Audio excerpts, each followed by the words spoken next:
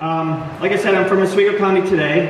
This is the second time that I've had the opportunity to be a moderator for the Fulton Mayor debate. We have three candidates tonight. One of them, Mr. Kenyon, had to leave for health reasons. He probably will not be back. If he does come back, we'll try to fit him in as best as possible, but chances are he won't be back. So we are sorry that he won't be here, but we still will have our debate with the current people that are here. A couple of things I wanted to say is that all the questions that I'm asking tonight came from the general public. Everybody who asked questions, most of them came into about 8 or 9 different questions. They all fit in the same kind of idea. So I put them together in a format so that we can ask each candidate a question, the same question, so they can answer it in a timely fashion, because obviously we don't want to sit in the heat all night long. And I'm sure right now I've broken a couple of moral laws about having a debate on the same night of an SU game and a Buffalo Bills game. So if the football police come in, I'm running, and I'm not waiting for any of you to get out of my way.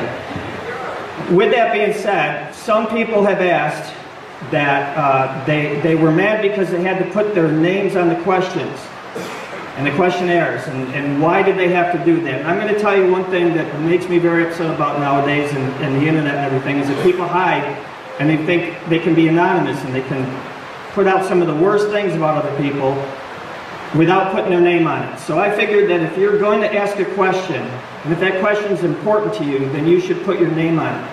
Because it can't... Thank you. The candidates tonight have put their name, they put their face on it, they put their views out there, they've told you who and what they're all about, and I think it's only fair. So I'm glad that you all agreed on that. If you had a question of why I did things the way I did them because, well, sometimes I just feel pretty hard about the internet blocking people or being able to help hide behind that. So with that said, I would like to introduce, before they pass out back to the stage, our candidates this evening. First we have Mr. James Rice. Next we have Mr. David Fairs. I'm sorry, I said that wrong. Next we have Dr. Marissa Hanlon. I got him out of order, sorry. Last but not least, but I did say his name twice, is Mr. David Fairs.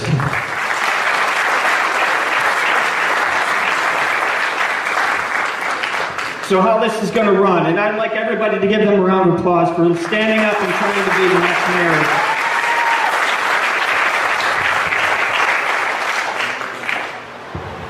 So, the next thing I'm going to do is tell you the rules. You guys can sit down if you want. So the basic rules are, is I ask a question of each one of them. They have 2 minutes to answer. If they're wrong, we ding them. No, sorry. If they go over, we'll hear a little bell that sounds like this, and we'll ask them to stop politely. If they should bring up another candidate's name in their answer, then that candidate has a minute rebuttal to respond to it. That's pretty much it. So in the beginning here, each one of them will get 2 minutes to do an opening statement. Then we'll start the debate rules, the debate, and then in the end they'll have 2 minutes to follow up. With that being said, I'd like to give Mr. Fairs 2 minutes for his opening statement. Good evening. I was born and raised in Fulton. I went to G. Ray Bodley High School, where I was a member of the local history club. After graduating high school, I went to Canton ATC and then transferred to Cornell, where I got my bachelor's degree in mechanical engineering. My first job was at Ford Motor Company, and I realized that I wanted to move into management, so I knew that I had to get a master's in business administration. I went back to Cornell for that because I love upstate New York. After getting my MBA, I worked at Xerox in Rochester, and then moved to Boston, where I married and raised a family. In 2013, I was coming home more frequently than I had been because my mother's health was failing. I noticed that areas of the city were looking deteriorated. Our streets were being plowed with pickup trucks rather than the big four-wheel drive Oshkosh snowplows that I saw when I was a kid. When I went shopping, downtown was a shell of what it used to be. My hometown was in rough shape. In 2021, I moved back to my childhood home, and within 6 months I was on the Planning Commission, a block leader for Fulton Block Builders, a member of the Special Events Committee, part of Parks and Rec Department then. We're the ones that brought Big Truck Day and Fall Festival to the city. And when I was a kid, one of my favorite memories was riding my bike to the library and sitting on the steps and reading. And I've been elected as a trustee of the library. I'm also an elder for First United Church. When I was walking the wards, getting signatures to get on the ballot, I was talking to my youngest daughter, Maura, and I was saying how, for the first time, I felt like a dark horse. But that just made me work even harder. And also made me feel pride in the fact that I had the opportunity to represent and to improve my hometown.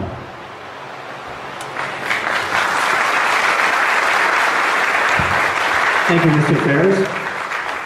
Dr. Hanlon? Hi, my name is Marissa Hanlon, and I think similar to many people's stories of growing up here, there's a passion and a love for being a Fultonian. We remember the smell of chocolate, and we know that it meant that it was going to rain. You know, we've all been in that position and in that place of remembering the nostalgia of what Fulton has been. But I, like you, was very frustrated the fact that our city was not what it could be. So plans for revitalizing around our lake. Some incredible opportunities that I've been able to be a part of, but it just wasn't enough. I wanted to see more, and I'm seeing that there needs to be more. And in the conversations that I've had with you all along the way, I've talked to thousands of stakeholders. Does that mean I have 15 seconds left? So I've talked. Lived all my life here in Fulton. I've had some experience. I served 3 terms on a common council. Was very involved as a counselor in my terms then. And I'm seeking the office of mayor. It's something I've always wanted to do my entire life. And now I'm afforded the time to do that, and the fact that I'm going to retire from my current employment after 43 years, so I can serve as a full-time mayor if I'm so elected. I think that I'm not here tonight certainly to talk about what's happened in the current administration. I think they've done some good things that maybe those of us in the campaign haven't recognized. Mayor Michaels, when she was elected, said that she wanted a seat at the table and many, many things. And she's done that. Much to her credit, she's done that. It's just, I'm from the perspective that what could we have done if she'd have given us her full-time devotion to be a mayor. 4 years is a long time to elect a public servant for to be our mayor. And I'm totally committed to filling the term and being there every day. Thank you very much. Thank you, Mr. Rice. So now I'll start asking with some of the easier questions. The city of Fulton was awarded the DRI grant in 2019. So one of my questions right now is, what can you do as a mayor to help inform the public about the private and public dollar projects such as for these grants? That's a very good question. I've had several people ask me when I've been walking the wards, well, where is that $10 million? We've had problems in getting all those projects started. We have to go back and rezone the DRI area because it wasn't first done concentric or in accordance with our comprehensive plan. So now we're further behind the 8 ball. We have not had a good, clear explanation of what projects are going on. So what I will do is every quarter have a public hearing, keyword hearing, so people can speak up and ask questions, and we will review every single project and where it is, so at all times the public will know what's up with the $10 million.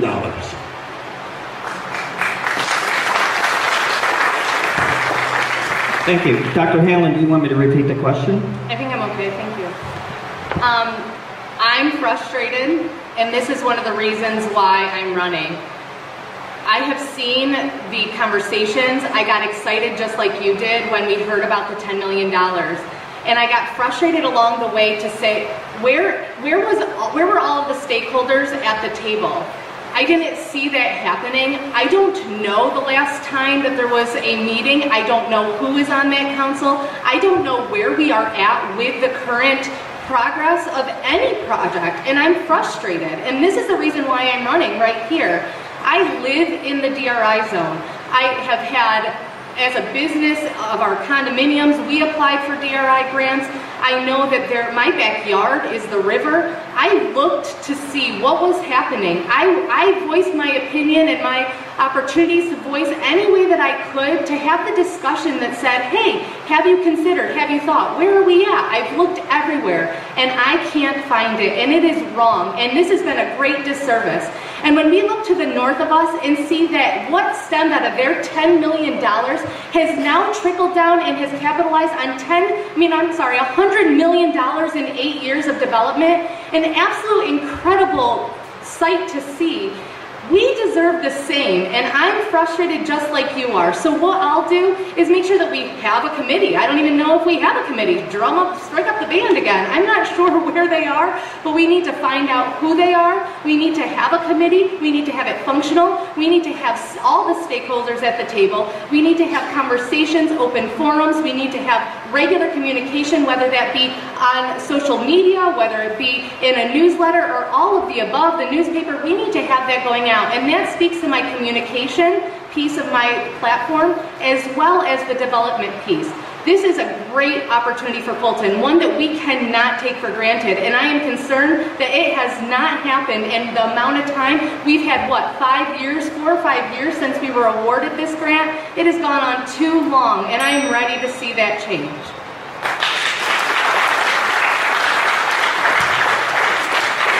Mr. Rice, would you like me to repeat the question?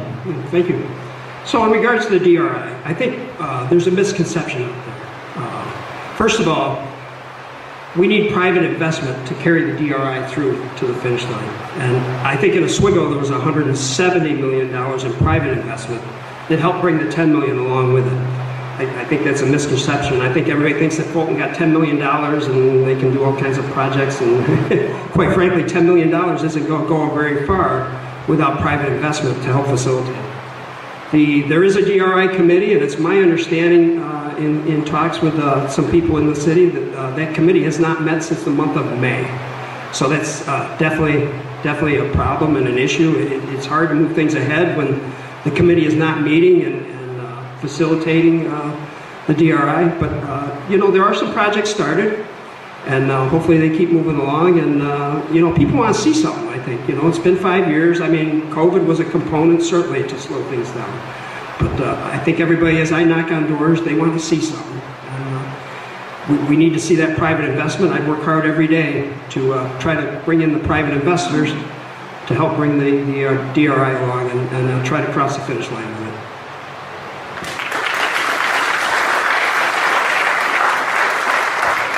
Thank you, Mr. Rice. So the next question, we start out with Dr. Hanlon.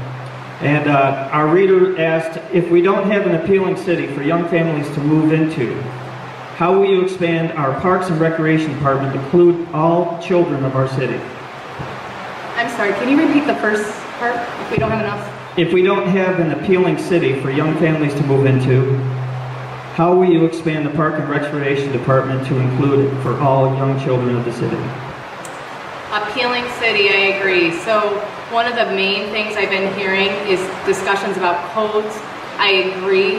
When we drive into the city, no matter which direction you drive in, no matter what neighborhood you're in, well, one neighborhood's a little better than the others, but we see how it's run down. We see the blight. We see that it is not appealing. So this speaks to the aesthetics piece of my platform.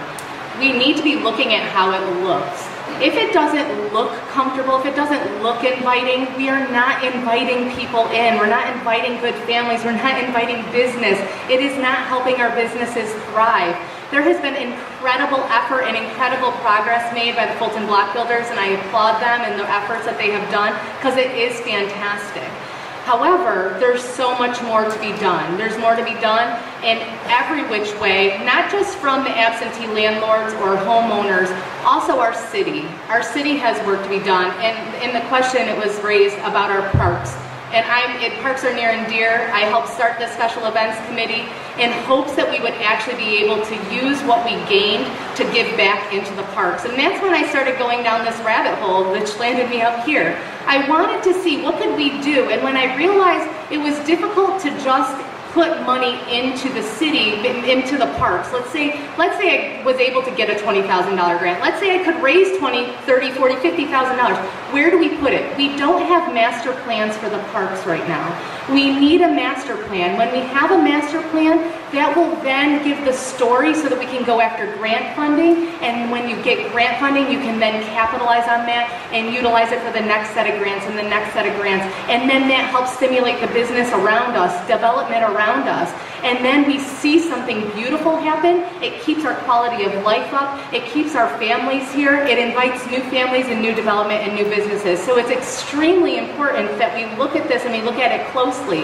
It will not change overnight. Changing our aesthetics one property at a time is extremely important, and that's what we need to be working on so that it comes all together at the end of the day, that we have more for our residents. Thank you. Mr. Rice, do you want me to repeat the question? Yes, sir. How will you expand our Parks and Recreations Department to include all children of our city?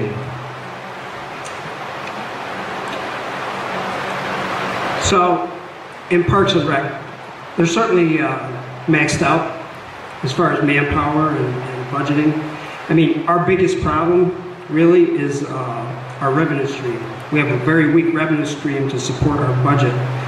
Our expenses are more than twice what our revenues have been over the last 3 years. And that's one of the reasons I'm running, because property taxes and the ability to fund programs and to move our city ahead without making any investment, you know, it's going to be hard to move programs ahead. We need to come up with the investment capital through maybe a different sales tax formula to expand our revenues to be able to do good things. The appealing part of the city, you know, if you look at our median median household income in Fulton, we're $12,000 less than the village of Phoenix. There's a lot of poverty here. Certainly it needs to be addressed. I mean, one of the things I've talked about in my campaign is partnering with the human service agencies and the not-for-profits, try to help uplift some of the it's something that I hope to do, and hopefully that'll expand our appeal. There's a lot of programs out there available, I think, that people could take advantage of that they don't even know about. And as a full-time mayor, I'm hoping to work on facilitating some of those ideas. Thank you, Mr. Rice. Mr. Ferris, do you need me to repeat the question? Please. How will you expand our Parks and Recreation Department to include all children of our city? All of our children need to have things to do. I've worked with Chris Waldron, and one of the things I learned from him was there are households where the kids sit there and their parents are using drugs. He has focused his Parks and Rec department to offer programs to get kids out of those environments and give them some structure and things to do. However, I also think that there are many programs that are available in our city that people don't know about. For example, the library has a lot of things for kids. Central New York Arts has things for kids. There's a judo class down at the City Hall. So there's things to do for kids. But yes, we need to do more. And as part of attracting more people to our city, which we will do when we increase our infrastructure and improve our parks and make our city a place where people want to come. It's like a systems view of things. You know, it's the education, it's our location, things to do.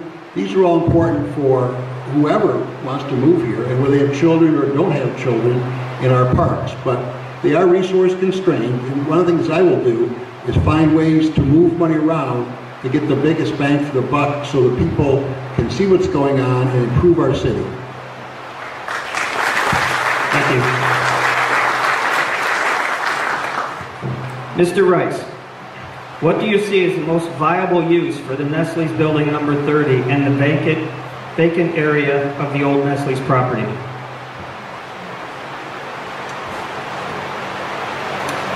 So, Nestle Building 30 certainly was a hot topic throughout the early spring, maybe late winter. And really, the development there is really tied to a zone change that the council has to take up. They tabled the zone change during the spring, and nothing really can happen there as proposed until the council acts on the zone change. And I think one thing everybody has to understand in our charter is that we're a council strong city. We're actually built from the bottom up. A mayor can only be like kind of a facilitator and really can't make the legislation go. The council has to. So in regards to the area over there, I think that the new council that comes in and whoever gets elected mayor, hopefully the mayor can facilitate with the council members and work with whatever's needed to get things moving along over there. I think under the original proposal for Nestle Building 30, I'd like to see a comprehensive seeker study. I mean, if we're talking that we were going to put maybe 70 unit apartments over there, I heard. I mean, I don't see a plan for parking for 70 units. And in 1992-93, when I was on the Common Council, I know we did an extensive water sewer project over there, still to facilitate the Nestle factory. And that's going to be an extreme amount of usage of resources over in that neighborhood. So I think I'd like to see a seeker study too before the council goes and takes a look at zone changes, because a seeker study would address traffic, it would address concerns in the neighborhood, and I think before anything moves over there that any developer, I'd like to see him submit a seeker study to see its impact on the neighborhood for such a large scale proposal.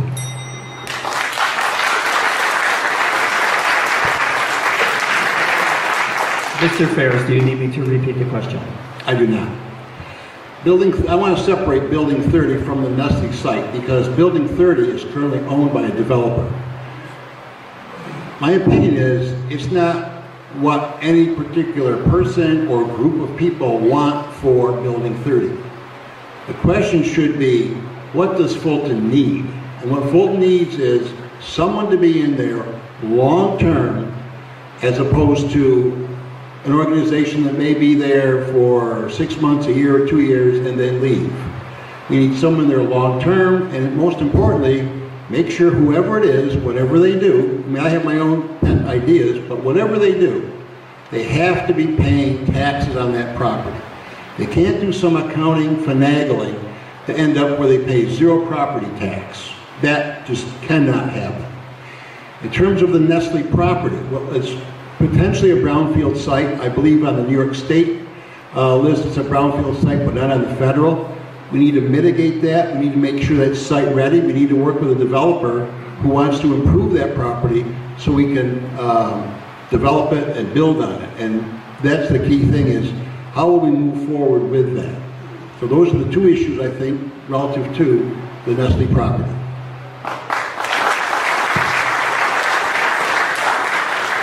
Dr. Hanlon, do you want me to repeat the question? I'm okay, thank you.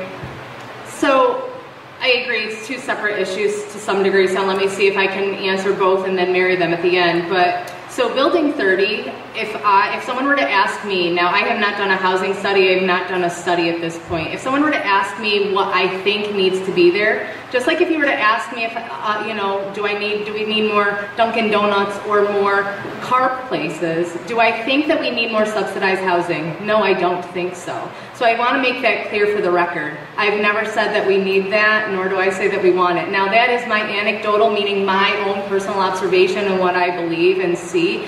I don't believe that that's what we need as a city. I do not think that overall, in the entire scope of the Nestle site, we have any clear vision for what we want. We haven't brought the people together. I think there was to some degree during the comprehensive plan, but we haven't come together as a group to say, what is it that we want, what is it that we need for this very large landmass that has become an eyesore to us for now decades at this point. And so what is it that we need in our city? And this speaks to my quality of life piece as well as the development piece in my platform. There has been so many conversations. There are dreamers here. People want things. And sometimes it's sad because people have forgotten how to dream. They forget that they even can have things in Fulton. And they believe that they have to leave our city to go spend their dollars elsewhere. And that's what's wrong, is that we haven't even remembered that we could dream and we could bring more to the city. So what I'd like to see happen is bring stakeholders together, developers, investors, as well as community members, and have those conversations, as well as our council, because yes, they do make those decisions. Bring them together and have the conversation. What is it that we need? What is it that we want? I'd love to complement what we have in Oswego and on Route 31 in Phoenix, so that we aren't repeating what they have, rather that we're doing something that's different, that brings their communities here, and that we can actually work together. So that, for instance, I don't think we need another Longhorn if we have one in Oswego and Route 31, but what could we put here that perhaps would bring people from Oswego as well as our community, and bring people from the 31 corridor to us? So we have to dream big, we need to think hard, and that's what my plan is, to do it with you guys and have those discussions.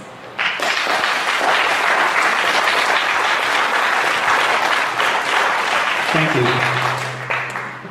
This next question is for Mr. Ferris. And we're kind of turning into the questions that are more coded towards codes and law enforcement. And before I do start that, I do want to thank the 2 police officers from the Fulton Police Department that have showed up to make sure that we're safe here tonight.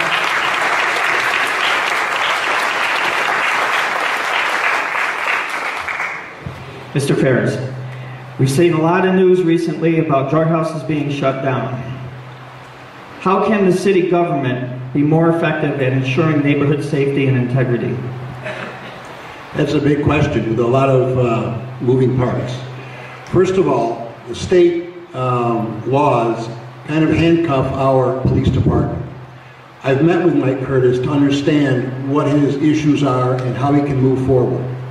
So I'd want to work with our police department, as well as a drug task force, our DAs, to find ways to go after these criminals.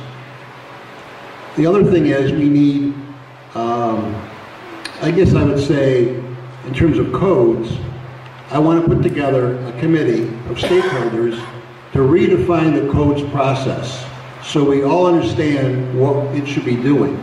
And I would monitor every single complaint that comes in through codes to make sure they're closed in a timely fashion. I think we need some hands-on management. We need to work with the police. We understand that, unfortunately, we cannot just dictate what we want our police to do. Their hands are tied by the state. And that's a major problem that is going to be very hard for any mayor to overcome. Thank you, Mr. Ferris. Dr. Hanlon, would you like me to repeat the question? I'm okay, thank you. First of all, I commend our police officers. Thank you for the hard work that you're doing. They're doing an incredible job. This is nationwide what we're seeing with the drug trends, and it's really unfortunate because we do see when it's in our communities, when it's our neighbors, when it's down the street from us, it is very challenging to watch, and it is not uplifting our community. With that said, what can we do? I agree that our hands are somewhat limited because of our laws, because of bail reform, because of, you can't just go arrest them and attract great police officers. I'm shocked that the great men and women have stayed when they could have easily left and gone elsewhere and made more money. And it does matter because it puts their stress levels higher. They're not able to have more people that are ready to work. They're having to work double shifts. They're having to do a lot more. And so even things that we do have that haven't been able to be utilized, our bike patrol officer, we cannot utilize her at this time when we aren't fully staffed. You have to have people out in the patrol cars. If there's not enough staff to be in the patrol cars, you can't have that bike patrol. This is something that seems simple, but it absolutely makes a big difference. Having someone that's in a different setting, driving by slower, watching what's going on, and seeing the police in a different element closer to you. So things like that we can be working on. And to come back to the platform, development makes a big difference. I was at a neighborhood watch, which I think that we can do more with our neighborhood watches, but Chief Curtis put on a neighborhood watch, and I'll leave you with the quote that he said. He said, "A vibrant community naturally dissipates the crime." We have not been building our community to build up to naturally dissipate crime, and that's something that we do need to do in these hot areas.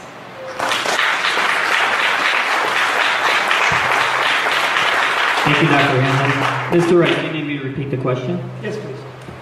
Okay. What was it? Drug. How can city government be more effective in ensuring neighborhood safety and integrity? So, absolutely right on the pay of police officers, and I'm glad that the council acted on that this past week. It's something that needed to be done. Part of that driven over the years is because, again, we have a weak revenue stream in our tax system to be able to pay the everyday bills, and we don't have a means to create investment opportunities from us as a city to invest in programs that need to get going. I was actually on Park Street yesterday and going door to door, and I talked with a woman over there that pointed out a drug house just down the street from her, and how she talked with her neighbors, and it's an issue over on Park Street, and it's an issue in many places in the city. Our crime rate is very high here per capita. I think that's something that a lot of us either don't realize or maybe don't know about. But definitely, as an administrator, as a mayor, and hopefully with the Common Council pulling together with us, that we give our police agencies and everybody the support they need to get the job done. Big thing right now is getting the staffing levels up. And hopefully, when they adjusted the pay last week and the starting pay, hopefully we're on our way to doing that.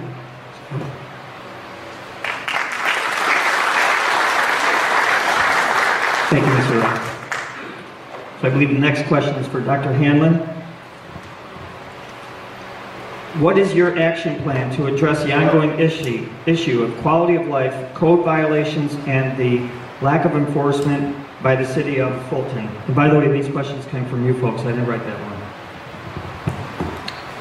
So the codes violations, it is a big quality of life issue, and again, speaking to my platform, I recognize that has been brought up regularly. So with the codes violations, I understand the frustration. I've heard it over and over. If you've been to any council meeting, you've heard it, that there is an issue, and the issue has not resolved. The issue has been the same, unfortunately, for years, and we have unfortunately not made any progress, in my opinion, working towards a healthy resolve, that we are seeing a process happen. I think that we have fantastic people in every setting. I think that we've had good intentions by the council. I think that we have good people and good intentions in the codes office. I think that we have good people and good intentions in the police department, but for some reason, we are getting limited, and it is breaking down each section of the way. I don't know when we've come together to say this needs to stop and we need to come up with a solution. So I am not saying that I have the absolute, this is what we will do. I'm not a dictator. My leadership style is very much more a facilitator, recognizing where we have a breakdown and then bringing those people and stakeholders to the table. I'm disappointed that the people that are loud in our community have not been brought to the table to be able to help assist in the solution. I think that I've heard fantastic solutions come from the residents that actually live next door to these places that are limiting. And I think that we need to all come together to have those conversations by ways of improving our codes court, having one, having an avenue, revisiting, going through the steps and making it transparent for all. And it's not just our absentee landlords, it's not just our homeowners. I'm disappointed with our city. When I see dead trees for years on South 1st Street that I literally think I could go with my scissors and chop them up in a few hours and be done with it, I'm disappointed that we haven't taken care of our own properties and set a standard that would be appropriate for us. So I'm ready to bring my shears down and get those trees down. That's something that we need to be working on.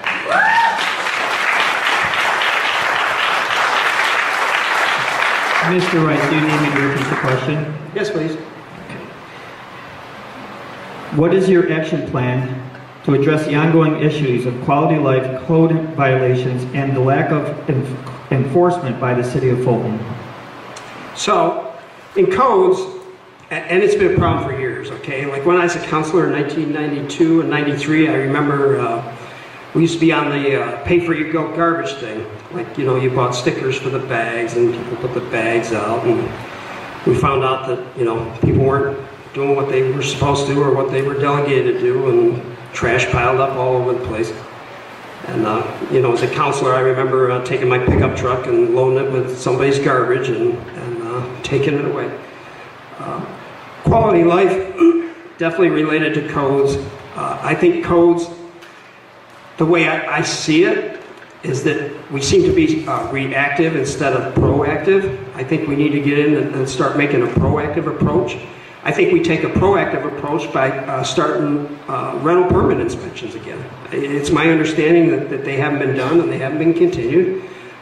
If it's a staffing issue to do that and get that done, then let's talk about it. I mean, you know, we you know, issue dog licenses without a dog catcher, and now we're issuing rental permits without any inspection. So I really think we need to get back to rental permit inspections, and we need to start city codes court up again. I mean, Ron Woodward worked tirelessly. Ron Woodward worked tirelessly in codes and facilitated a city codes court that we haven't been using. I mean, one of my beefs with that is, you know, our legal representation is out of Binghamton, New York. It's not local. You know, last year we spent, I mean, we're paying police officers $42,000, right, starting wage, and the guy on the back of a garbage truck is making $16.87 an hour, and last year we spent more than $100,000 we sent to Binghamton, New York. When I saw that this spring, I was become a candidate for mayor. I thought, no way, we bring this back local. There's no reason that a local person can't do it. If we need something big, you know, we contract with a firm to do the big stuff. And maybe that's one reason why we haven't done codes court, because we don't have a local, you know, city attorney to represent us.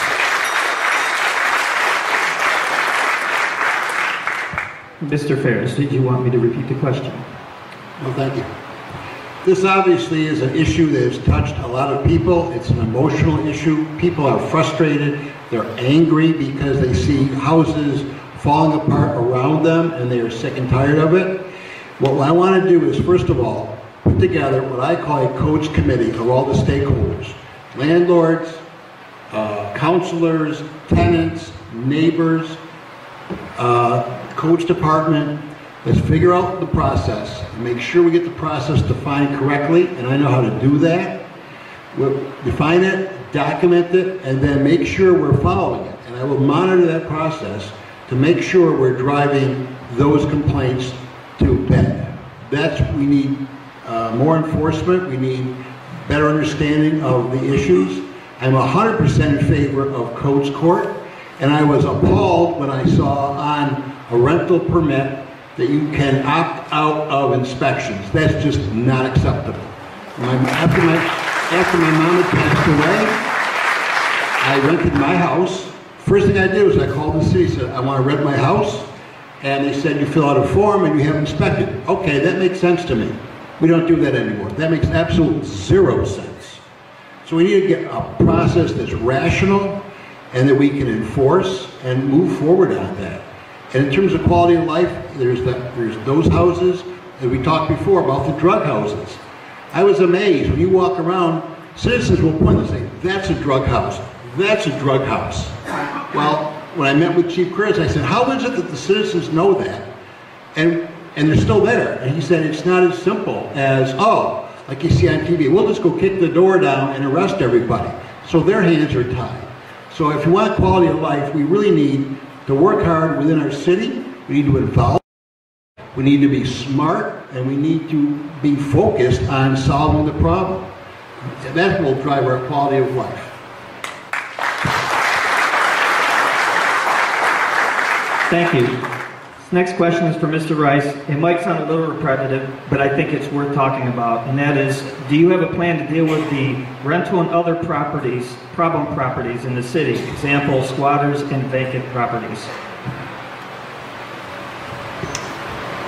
So there isn't a day that I'm out in, say, the 3rd Ward, and people ask me about the CYO building. We have a lot of empty zombie properties, vacant buildings throughout our city. One of the things I'm considering doing is trying to get a report together day one when I get started. When I was in the 2nd Ward getting signatures, and I've been over there several times knocking on doors. It's an area that I used to represent. And I really couldn't believe, you know, I'd turn a corner and there's an empty, you know, boarded up house. And I'd go down the street a little bit, I'd turn the corner again, and there's another empty boarded up house. So we need to put a plan together, whether we're working with the county land bank or whoever, to address these vacant properties. And hopefully that'll be a deterrent to squatters and homeless people. I think we need to partner with county agencies as well to address the homeless issue. I think it's bigger than what many of us know about or think. And that's something I'm hoping to facilitate if I get elected.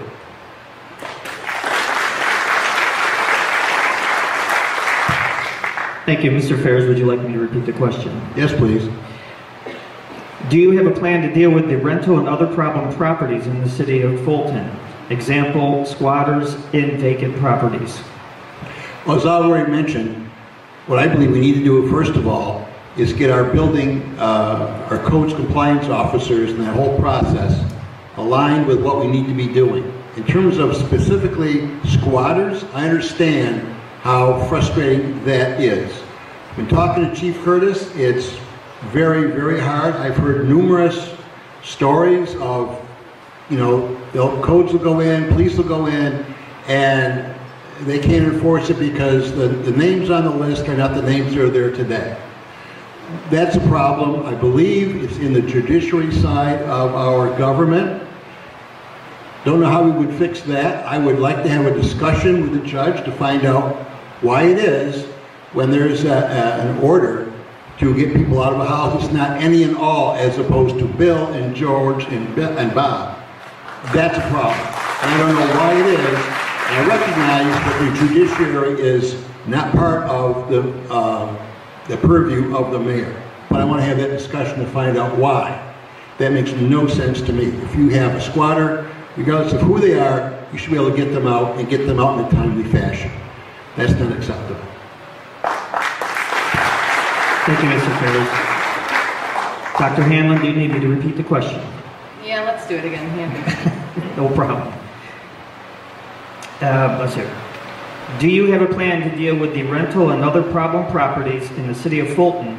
Example, squatters and vacant properties. Obviously, we have a breakdown right now. It isn't working what we're doing.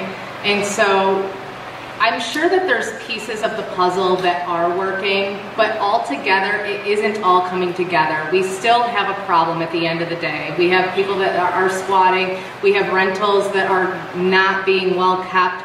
We're seeing their, you know, the porches falling down and it's not being cared for. So I recognize that there are problems, and it is true that when knocking on doors, if I'm in an area within a 2-block radius of one of these problem properties, that is every single person's complaint when I go there. It is a huge quality of life issue, and it is something that needs to be taken very seriously.